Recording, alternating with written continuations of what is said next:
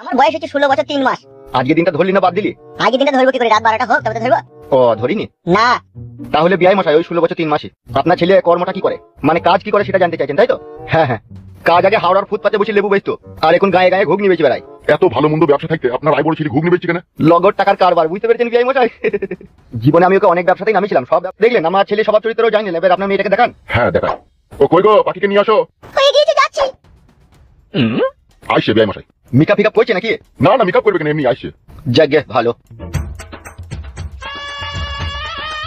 বিয়াই মশাই। লাল ড্রেস পরে আছে, এটা আপনার মেয়ে নাকি? হ্যাঁ বাহ বাহ বাহ বাহ বাহ বাহ বাহ, এ তো মেয়ে লয়, যেন মনে হচ্ছে স্বর্গের পরী। আর ওটা মেয়ের মা নাকি? হ্যাঁ। কি ধন আমি চাইবো রাজা গো, যাহা চাইবো তাহাই দিবেন গো। ও রাজা চাই যে রাজকুমারীর মাকে গো। কি এসব বাজে বাজে কথা বলছো বিয়াই তুমি? ভুল হয়ে গেছে, রাজকুমারীকে চাই। বেশ জাগে ওসব কথা বাদ দাও, দিনা পাওনা কথা কি লাগবে বলো। বাবা গো, বল। বিনা দাবিতে বিয়ে হবে, এই দিনা পাওনা কিছুই লাগবে না। এই মেয়েটা ভালো বাবা, খুব সুন্দর দেখতে, কি আমি বিয়ে করবো? একটা মোটর সাইকেল ঘুগনি ফুগনি বেচতে গিয়ে তো সাইকেল নিয়ে যাস, কষ্ট হয় না? মোটর সাইকেল ভালো হবে না? বেশ, বললো যদি দায়িত্ব দিবে। বিয়াই মশাই, মেয়ে আমাদের পছন্দ, আমাদের কোনো দাবি দয়া নাই। বিনা দাবিতেই আমার ছেলে আপনার মেয়েকে বিয়ে করবে। আপনি শুধু দিবার মধ্যে শুধু একখান মোটর সাইকেল আমার ছেলেকে আপনি উপহার হিসাবে দিবেন। কেন তো গায়েগঞ্জে ঘুগনি বেচি বেড়ায়, মোটর সাইকেল হলে আরো ভালো বিক্রি হবে, তাড়াতাড়ি যাওয়া আসা করা হবে। মোটর সাইকেল দেওয়ার আমার ক্ষমতা নাই। ছেলে কি করে কি? ঘুগনির ব্যবসা করে বলছে। ভালো ব্যবসা বলো বিয়াই। ব্যবসা তো সবই ভালো, কিন্তু কথা হচ্ছে ঘুগনি বেচে কত টাকা ইনকাম হয়? শাশুড়ি মা, 1 কেজি মটর আমি 5 কেজি আলু দিই। আলু 20 টাকা কেজি, 5 কেজি আলু 100 টাকা, 40 টাকা কেজি মটর। তাহলে আলু আর মটরে 140 টাকা, আর 30 টাকার মশলা আর 10 টাকার কাঠ, টোটাল আমার খরচা হয় 170 টাকা। আর ঘুগনিটা আমি বিক্রি করি 700 টাকা। তাহলে এর থেকে লাভজনক ব্যবসা কি হতে পারে বলতে পারো শাশুড়ি মা? আর যেগুলো ঘুগনিগুলো বেঁচে যায় আমার বাবার, আমি মুড়ি দিয়ে মাখি খেয়ে বাড়িতে, তাহলে ভালো হয় শাশুড়ি মা? মা, এই ছেলে কিন্তু আমার পছন্দ নয়। কি বললে মনে হলো শাশুড়ি মা তোমার মেয়ে?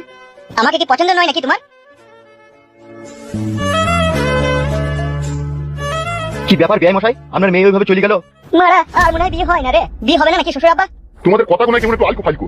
কেন আলকো ফালকো কেন? কোথায় কি কাকে কি বলতে হয় সেই গ্রুপ জ্ঞানটুকু তো তোমাদের নাই। আসল কথাটা বলুন না। আমার ছেলে ঘুগনির ব্যবসা করে বলে আপনি বিয়ে দিতে চাইছেন না, তাই তো? ঘুগনি ব্যবসা যা করে করে, তোমার ছেলের মুখটা দেখো কেমন।